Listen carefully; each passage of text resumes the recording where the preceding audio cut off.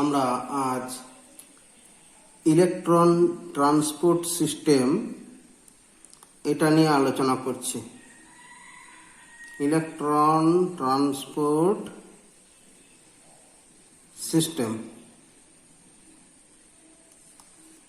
that takes place inside mitochondria.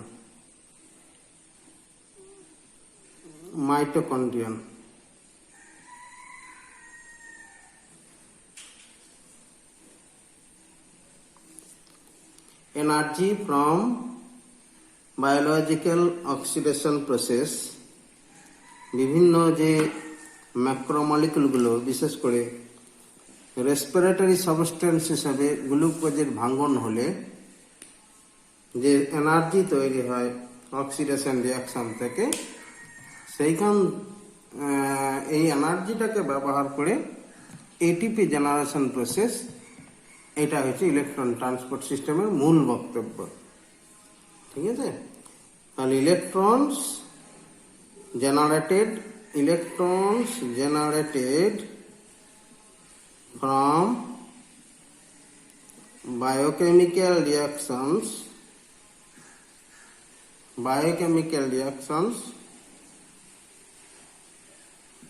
are utilized in formation of ATP. Okay, electrons are accepted by NADH and FADH2, then carried by a multiple component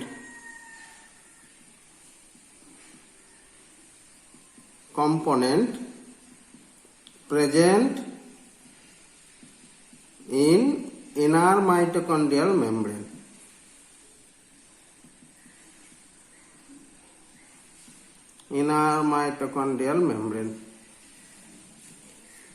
Okay, they together constitute the respiratory chain.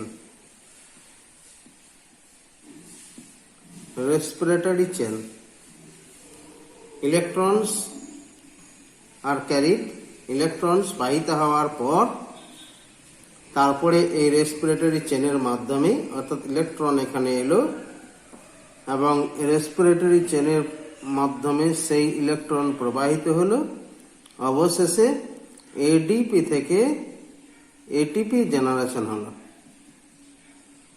এটা oxygen dependent process, oxygen লাগবে, সেই জন্য এই প্রসেসটাকে বলা হয় oxidative phosphorylation.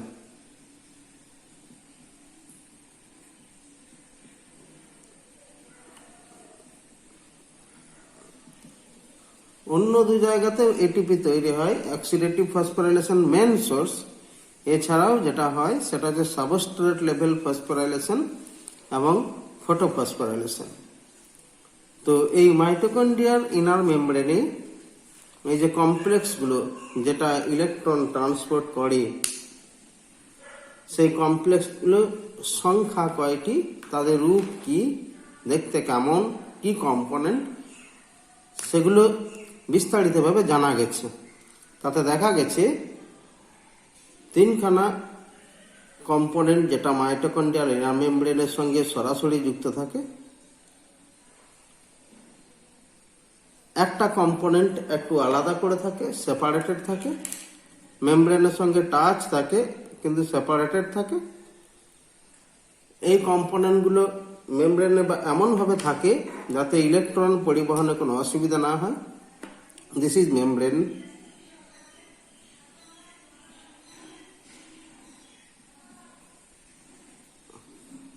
This is inner mitochondrial membrane. This is complex 1. This is complex 3. This is complex 4. And this is complex 2. এটা যে electron transport হবে শেষ পর্যন্ত সাইটোক্রোম F0F1 কমপ্লেক্স যেটা শেষে থাকে, এই F0F1 complex, this is F1, this is F0, এই F0F1 কমপ্লেক্সে আলটিমেট এটিপি তৈরি হবে, এটিপি থেকে এটিপি তৈরি হবে। ঠিক আছে, এই 1 নম্বর কমপ্লেক্স, 3 নম্বর কমপ্লেক্স এবং 4 নম্বর কমপ্লেক্স, এই তিনটে কমপ্লেক্স ম্যাট্রিক্স থেকে প্রোটন বাইরে বের করতে পারে, অর্থাৎ প্রোটন H+ এখানে রিলিজ করে। এটা ইন্টার মাইটোকন্ড্রিয়াল স্পেস, এই জায়গাটা ইন্টার মাইটোকন্ড্রিয়াল স্পেস।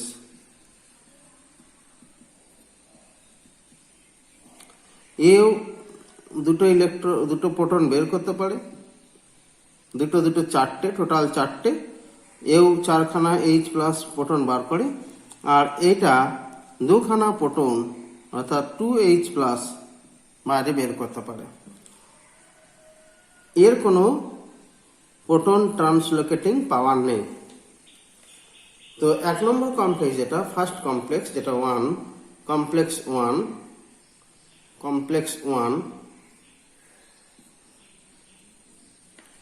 যেটা NADH থেকে এনার্জি নেয়, NADH থেকে এনার্জি নিয়ে কোএনজাইম কিউ কে সেটা ডোনেট করে।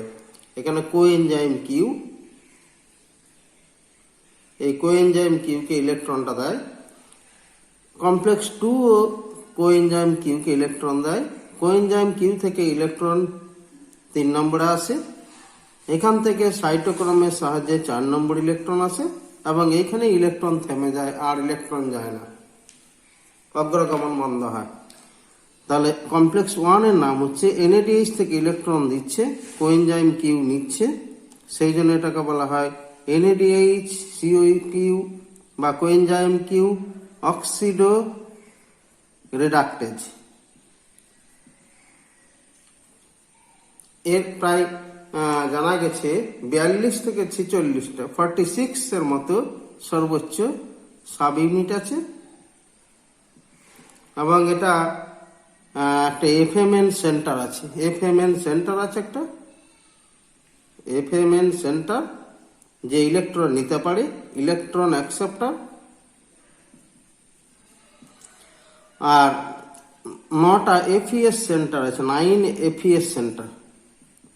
এই সেন্টারগুলো ইলেকট্রন নিলে অক্সিডাইজড হয়, ইলেকট্রন নিলে রিডিউসড হয়, ইলেকট্রন ছাড়লে অক্সিডাইজড হয়, অর্থাৎ ইলেকট্রনস টেক আপ করে আবার ইলেকট্রন ত্যাগ করে। এইভাবে এরা ইলেকট্রন ট্রান্সফারে সাহায্য করে। তো এটা অনেকটা এল শেপেড, এটা স্ট্রাকচারটা এল shaped molecule. Complex 1 is L-shaped with membrane bound part and a matrix part. This is matrix, this is out, and this is FMN. FMN takes up electrons from NADH,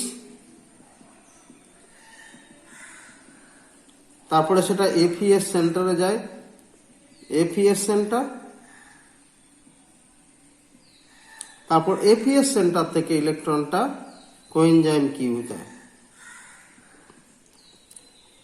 ওকে, তো এই NADH যেটা, how NADH accept electron, NADH কিভাবে electron নেয়, এমনিতে NAD+ একটা coenzyme, এটা একটা electron প্রথমে নিলে NAD নিউট্রাল হয়, আরো একখানা ইলেকট্রন নিলে NAD- হয়। এই NAD- এর সঙ্গে তখন 2H+ মানে রিয়াকশন থেকে যেটা তৈরি হচ্ছে dehydrogenase reaction, dehydrogenase enzyme regulated যে রিয়াকশন, সেখান থেকে যে প্রোটন বেরিয়ে আসছে, সেই প্রোটন অর্থাৎ ক্যাটায়ন এরা অ্যাকসেপ্ট করে NAD+ প্রথমে হলো এনএডি প্লাস, দুখানা প্রোটন নেয়, একটা নিলে এনএডি প্লাস, এনএডি মাইনাস যেটা ছিল সেটা দুটো অ্যাকসেপ্টার পয়েন্ট তৈরি হয়েছে এবং দুটো হাইড্রোজেন নেয়, একটা প্রোটন সঙ্গে সঙ্গে নেয় জয়েন করে, আর একটা প্রোটন তার গায়ে লেগে থাকে, টু প্রোটনস। এরা যখন এখানে দেয় এক নম্বর কমপ্লেক্সকে, যখন এনএডি প্লাস যে ইলেকট্রন নিয়েছিল, এনএডিএইচ তৈরি হয়েছিল, সেটা এক নম্বর কমপ্লেক্সকে এখন ছেড়ে দেয়, এক নম্বর কমপ্লেক্সকে দেয়। তো এক্ষেত্রে সরাসরি পারবে না, এফএমএন প্রথমে এর কাছ থেকে নেবে, অর্থাৎ এনএডিএইচ প্লাস এফএমএন এ অ্যাকসেপ্ট করবে এক নম্বর কমপ্লেক্সের, এফএমএন পার্টটা ইলেকট্রনটা নেবে, এর সঙ্গে একটা যে এইচ প্লাস আছে এনএডিএইচ এইচ প্লাস, সেটা নিয়ে FMNH2 হবে FMNH2 প্লাস NAD প্লাস। এই NAD প্লাস আবার নিউলি ট্রান্সপোর্টে অংশগ্রহণ করবে, রিসাইকেলের, পুনরায় আবার বিক্রিয়ায় অংশ নেবে। FMNH2 সেই ইলেকট্রনটা FeS কে দেবে, FeS যেটা এমনিতে অক্সিডাইজড ফর্মে থাকে, অক্সিডাইজড, সে ইলেকট্রন নিলে FeS রিডিউসড হবে, এখানে ইলেকট্রনটা টেক আপ করলো, FeS রিডিউসড হয়ে গেল, আর এই রিডাকশনের সময় এরা হাইড্রোজেন বা প্রোটনটাকে বাইরে বের করবে। ঠিক আছে, এটা ধাপে ধাপে হবে। প্রথমে FMNH2 একটা হাইড্রোজেন এঁকে দেবে, একটা ইলেকট্রন দেবে, FMNH তৈরি হবে, পুনরায় নেক্সট ধাপে FMNH আবার একবার দেবে FeS অক্সিডাইজকে, হয়ে গেল FeS রিডিউসড, এটা একটা ইলেকট্রন নিলে, plus FMN। FMN again involves in transport of new electron set, এবং এখানে একটা H প্লাস ম্যাট্রিক্সে গেল, H plus from matrix, H+2 outside, outer chamber, আবার এখান থেকে একটা গেল H plus outer chamber. Outer chamber means the inter mitochondrial space, দুই মাইটোকন্ড্রিয়াল পর্দার মাঝের যে ফাঁকা জায়গাটা আছে সেটা হচ্ছে আউটার চেম্বার। তার মানে 2H প্লাস, এখানে ক্যালকুলেশনটা মনে রাখতে হবে, 2H প্লাস এখানে যাচ্ছে।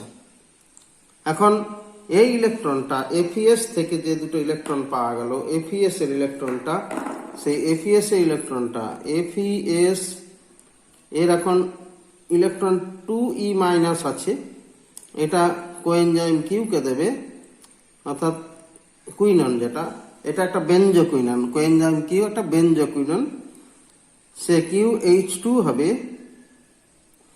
এই QH2 সেই ইলেকট্রনটা কমপ্লেক্স 3 তে দেবে।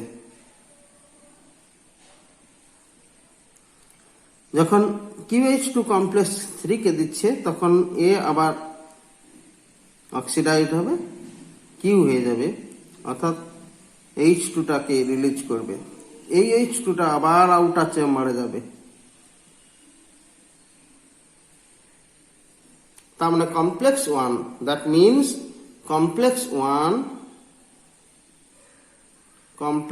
1 ট্রান্সলোকেটস total 4 protons in inter mitochondrial space, that means the outer chamber. Inner chamber is filled in matrix, outer chamber এ 4খানা প্রোটন নিয়ে গেল। ঠিক আছে, এটা মনে রাখতে হবে। কোএনজাইম কিউ খুব গুরুত্বপূর্ণ। Coenzyme Q is a benzoquinone. এটা 3 স্টেটে থাকতে পারে, 3 স্টেটে থাকে। একটা হচ্ছে part fully oxidised,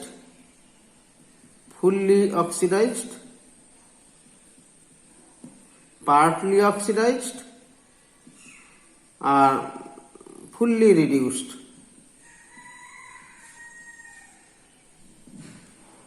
fully reduced এই অবস্থায় QH2 হচ্ছে, আর এটা কিউ, আর এটাকে ধরা হয় QH। Okay, coenzyme Q is the only prosthetic group. এর একটা স্পেশালাইজেশন আছে, only prosthetic group free of প্রোটিনবিহীন একমাত্র প্রস্থেটিক গ্রুপ সেলের মধ্যে যেটা ফ্রি, নিজের মতো কাজ করতে পারে, কোনো প্রোটিনের হেল্প দরকার হয় না। ওকে, কমপ্লেক্স 2 এটা সরাসরি ইলেকট্রন ট্রান্সপোর্ট চেনে থাকে না, এটা আলাদা অবস্থায় থাকে কমপ্লেক্স 2টা। তো কমপ্লেক্স 2 মেন কাজটা হচ্ছে এটা যে যখন সাকসিনেট থেকে ফিমারেট তৈরি হয় ক্রেবস সাইকেলে, সাকসিনেট টু ফিমারেট, সেই সময় যে ইলেকট্রন তৈরি হয় সেই ইলেকট্রনটাকে অ্যাকসেপ্ট করে। এর নাম হচ্ছে সাকসিনেট। কোএনজাইম কিউ কে ইলেকট্রন এও দেয়, সেই জন্য নাম সাকসিনেট কোএনজাইম কিউ অক্সিডো রিডাকটেজ।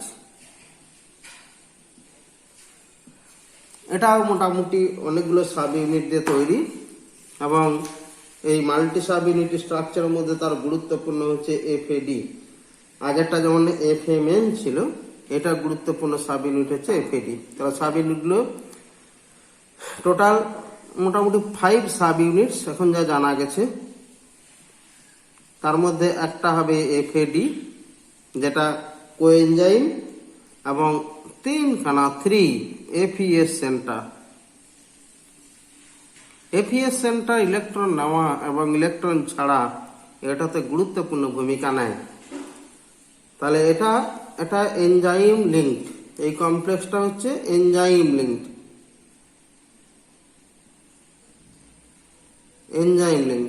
এনজাইমটার নাম কি? Succinate dehydrogenase.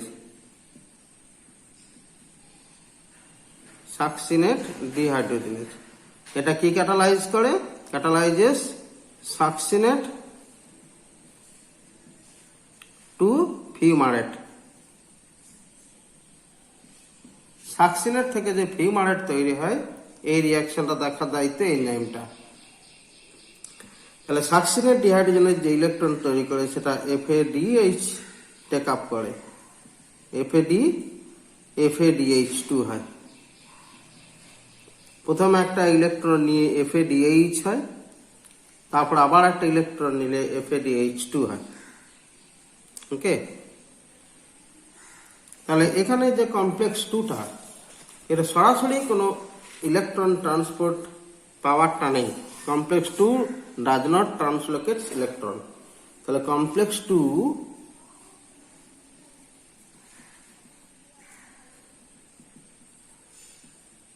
does not translocate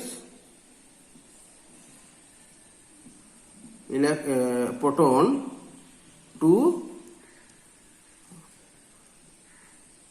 outer chamber। Outer চেম্বারে প্রোটন ট্রান্সলোকেট করতে পারে না, যেটা কমপ্লেক্স 1 এই ট্রান্সলোকেশনটা করতে পারে। ঠিক আছে, তাহলে ইলেকট্রনের সিরিজটা কি? ইলেকট্রনস ফ্রম রিয়াকশন, এই ইলেকট্রনটা টেক আপ করলো FAD,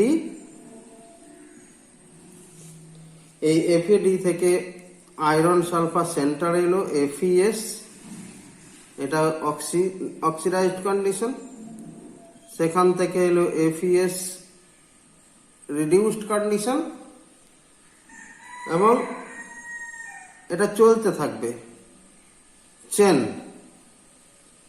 all three APS centre,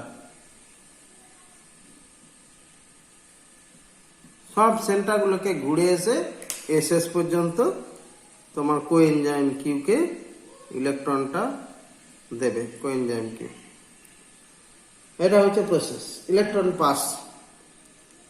ওকে, দেন কমপ্লেক্স 3,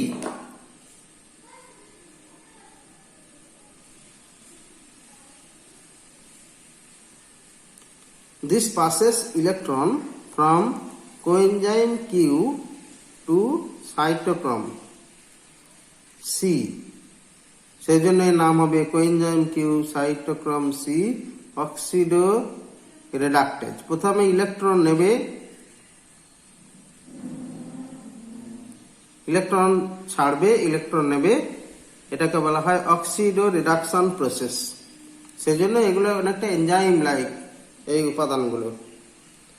তাহলে এরা মোটামুটি যে 3 নম্বর কমপ্লেক্সটা 11টা সাব ইউনিট থাকে, 11 সাব ইউনিটস,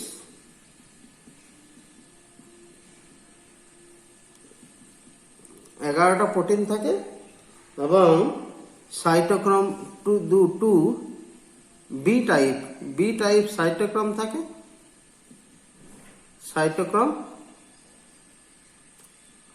আর একটা থাকে সাইটোক্রোম C1, আর এফিএস সেন্টার থাকবে। এফিএস সেন্টার না থাকলে ইলেকট্রনটা যাবে না, অর্গানাইজড হবে না, এফিএস সেন্টার।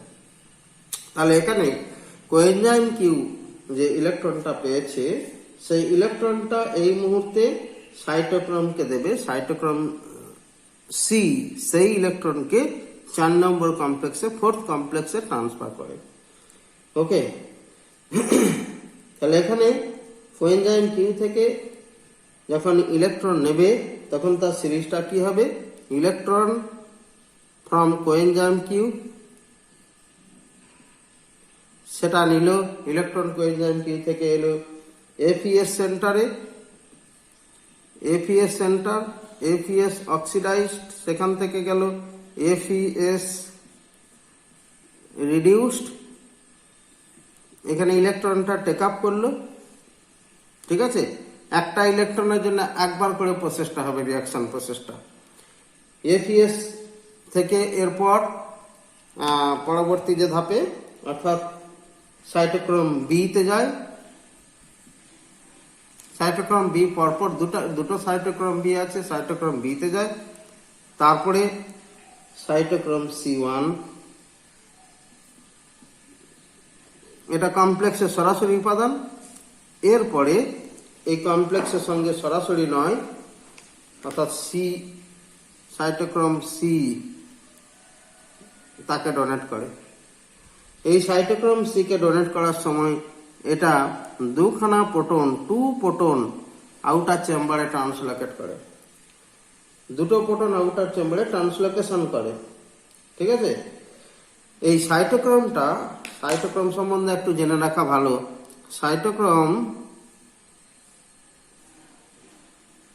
সাইটোক্রোমস আর আয়রন বাইন্ডিং প্রোটিন। ওকে, তাহলে সাইটোক্রোম হচ্ছে proteins with him prosthetic group,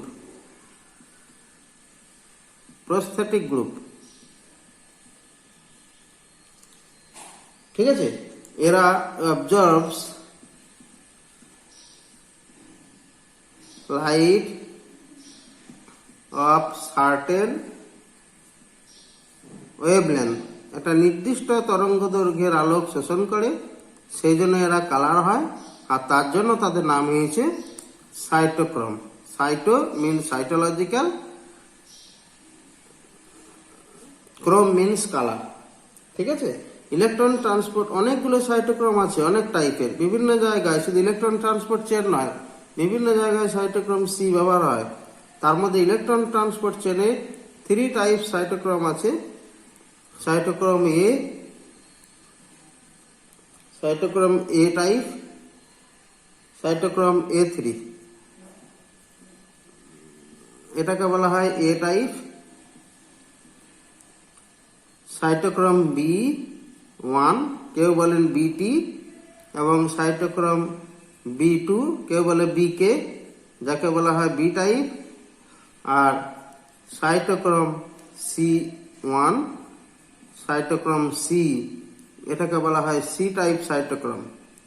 এই 3 ধরনের সাইটোক্রোম ইলেকট্রন ট্রান্সপোর্ট চেনে ব্যবহার হয়। ঠিক আছে, তাহলে এখানে দেখা যাচ্ছে সাইটোক্রোম সি দুটো প্রোটন বাইরে বের করে। এই সাইটোক্রোম যখন cytochrome when donates electron to complex 4 other 2H plus আরো additional 2H plus translocate to outer chamber। ঠিক আছে, তাহলে টোটাল 4H প্লাস, 4টে প্রোটন এখানে বেরোলো। কমপ্লেক্স 4 এটা খুব স্পেশালাইজড। কমপ্লেক্স 4 এটা সাইটোক্রোমের অক্সিডেশন ঘটায়, অর্থাৎ ইলেকট্রনটা নিয়ে নেবে কিন্তু ইলেকট্রন আর কাউকে দেবে না।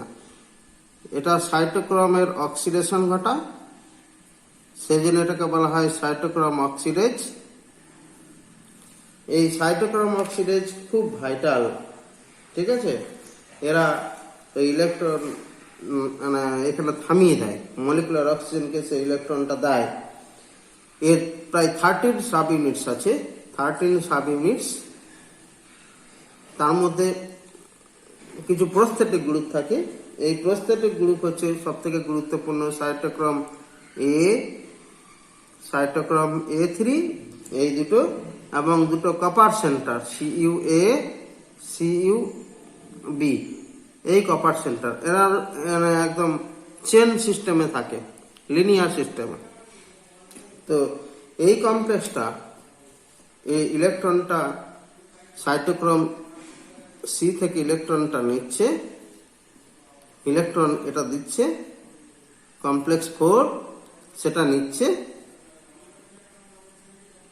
কমপ্লেক্স 4 সরি সেই কমপ্লেক্স 4 এবার ইলেকট্রনটা দিচ্ছে, ½ O2 প্লাস H2, এখানে ইলেকট্রনটা দেওয়া হয়ে গেল, তৈরি হবে এক অণু জল, 1 molecule of H2।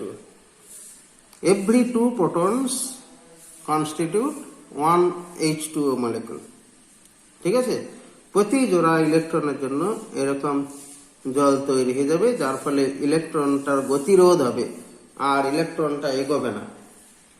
ঠিক আছে, এইভাবে ইলেকট্রনটা শেষ পর্যন্ত এসে পৌঁছায়। তো কিভাবে সে রিয়াকশনটা হয়? ইলেকট্রন দিচ্ছে cytochrome C, cytochrome C electron দিচ্ছে, সেটা কপার এ সেন্টার আসছে, তারপর সাইটোক্রোম এ তে যাচ্ছে, তারপর কপার বি সেন্টারে যাচ্ছে, তারপর সাইটোক্রোম A3 তে যাচ্ছে, এবং অবশেষে এটা অক্সিজেনকে ডোনেট করছে। অক্সিজেন তখন প্রোটনকে ইউজ করে জল বানাচ্ছে। এখানে এইভাবে ইলেকট্রনের গতিরোধ হয়, ইলেকট্রনের অগ্রগতি থেমে যায়। ঠিক আছে, আর এই সময় যে এনার্জিটা তৈরি হয় সেই এনার্জিটাকে কাজে লাগিয়ে তখন এটিপি তৈরি হয়। ঠিক আছে, এই হচ্ছে প্রসেস। কমপ্লেক্স 4টা খুব গুরুত্বপূর্ণ, খুব ভাইটাল। এবার এখানে কয়েকটা মানে আইটেম যেগুলো খুব গুরুত্বপূর্ণ জেনে রাখা, সেটা হচ্ছে complex 1, 3, and 4 translocates H plus from matrix or to outer chamber.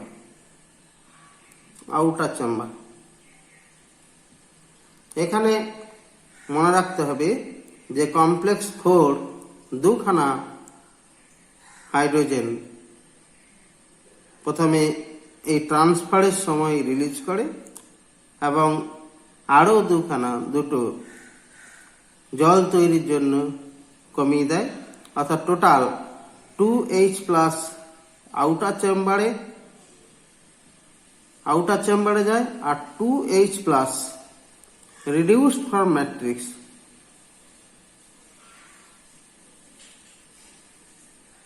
দুটো ট্রান্সফার করে আর দুটো এখানে জল তৈরির জন্য ইউজ হয়ে যায়, যার ফলে ম্যাট্রিক্সে 4খানা শর্ট পড়ে। তাহলে টোটাল 4খানা শর্ট হবে। তাহলে এখানে no translocation by complex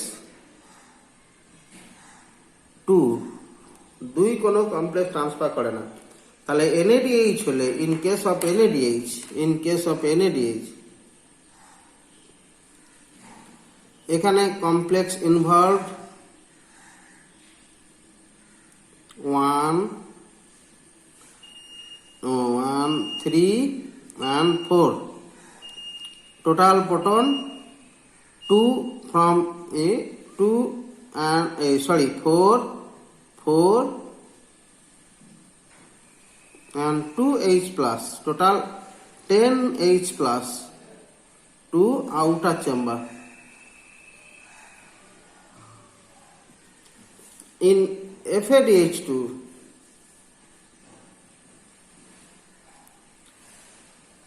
involved কে আছে complex 2,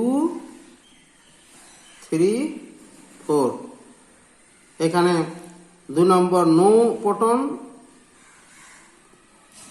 A4 A2 total 6H plus to outer chamber। ঠিক আছে, যখন এটিপি তৈরি হয় যেটা F0F1 কমপ্লেক্সে, তখন এই কাউন্টিংটা মাথায় রাখতে হয়। এবার F0 যেটা অক্সিডেজ বলা হয় F0F1 কমপ্লেক্স, এই F0F1 কমপ্লেক্সের কাজ হচ্ছে যে প্রোটন গ্রেডিয়েন্টটা তৈরি হলো সেই প্রোটন গ্রেডিয়েন্টটাকে ইউজ করা। প্রোটন গ্রেডিয়েন্ট ইউজ হলে এখানে যেটা F0F1 যার এখানে একটা চ্যানেল আছে, এটা ATP ফসফোরাইলেশন করে, এটা F1, this is F0। Proton যখন গ্রেডিয়েন্ট থ্রেশহোল্ডে চলে যায় তখন এই দিক দিয়ে সেই প্রোটনটা ভিতরে আসে, আর এর মধ্যে যে ফ্রি এনার্জি থাকে, the free energy present in the proton, যে ফ্রি এনার্জি থাকে সেই ফ্রি এনার্জিটা ইউজ হয়ে যায়। ফ্রি এনার্জিটা দিয়ে কি হয়, এটিপি তৈরি হয়। This free energy is used for ATP formation. তাহলে ইলেকট্রন যখন স্থানান্তর হচ্ছে তখনই প্রোটনটা তৈরি হচ্ছে। This proton gradient is form during electron transport. আর ইলেকট্রন ট্রান্সপোর্টকে বা ইলেকট্রনকে গতিরোধ করতে গেলে অক্সিজেন লাগবে। তার মানে ইলেকট্রন প্লাস হাফ O2 এটা জল তৈরি করছে। একই সঙ্গে দুটো ঘটনা ঘটছে, ATP generation and water production. ঠিক আছে, এটা এই যে লাস্টে F0F1 কমপ্লেক্স বা অক্সিজমের এটাই মেন কাজ। তাহলে হাউ মেনি এটিপি ক্যালকুলেশন হচ্ছে 1 ATP from every 4H plus। প্রতি 4টে প্রোটন পিছু যে এনার্জি আছে সেই এনার্জি ফ্রি এনার্জি থেকে একটা এটিপি তৈরি হবে। তাহলে ফ্রম NADH থেকে কতগুলো হবে, এখানে 10 প্রোটন তৈরি হচ্ছে, 10H+। তাহলে কি হবে, RiO2 plus 10H+ equal to 5H2O. This RiH2 equal to 2.5 ATP. 4 into 2.5 সমান 10H+। Similarly from FADH2, একইভাবে FADH2 থেকে যেখানে 6টা H+ তৈরি হচ্ছে, সেখানে 1.5 খানা oxygen, 1.5 oxygen will be neutralized। 3 খানা জল তৈরি হবে, আর এটা থেকে 1.5 ATP মলিকুল তৈরি হবে। এই যে অক্সিজেনের সঙ্গে ফসফোরাইলেশন একটা সম্পর্ক, রিলেশনশিপ, এটাকে বলা হয় pH2:1 ratio. pH2:1 ratio,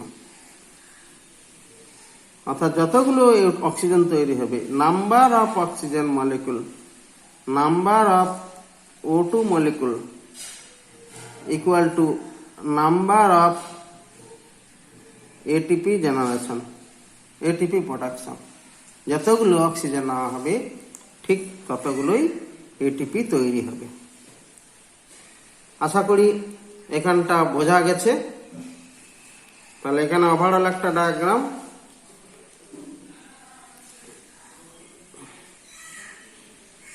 a complex 1, complex 2, complex 3, complex 4, এটা separated complex, not linked to electron transport chain। এটা কমপ্লেক্স 5 কেউ কেউ বলতেন, এখন এটা বাদ চলে গেছে। তাহলে এটা 2, 1, 3, 4। তাহলে এখানে কে নিয়ে যাচ্ছে ইলেকট্রনটা, ভালো করে লক্ষ্য করবে। এ যখন NADH থেকে NAD+,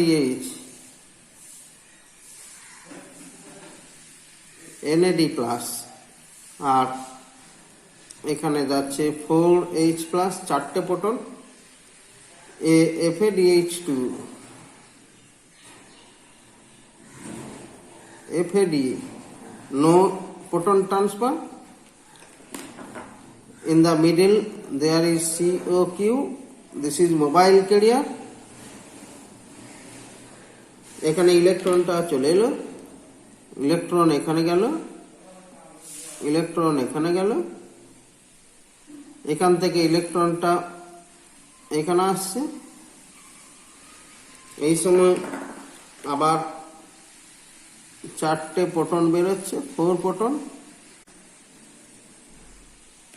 এখান থেকে সাইটোক্রোম C ইলেকট্রনটা নিয়ে যাচ্ছে,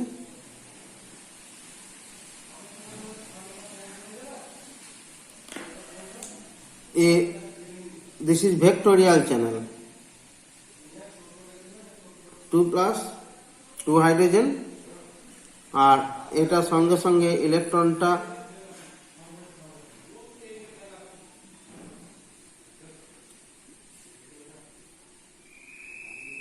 টু প্রোটন ইউজ হচ্ছে, আর ইলেকট্রনটা এখানে থেমে যাচ্ছে।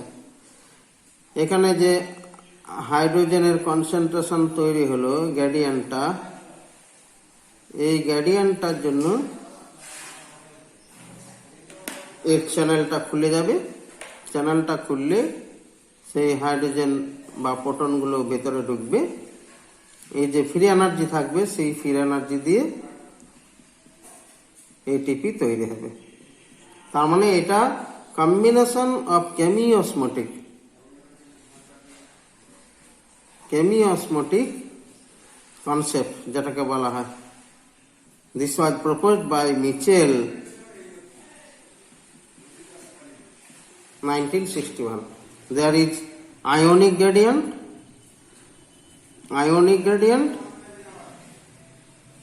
and there is shortage of shortage of H2O in the matrix induces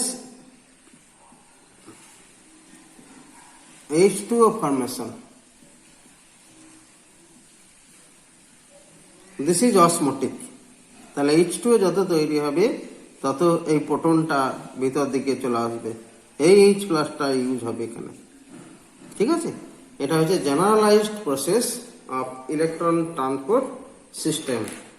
thank you, আশা করি বোঝা গেছে।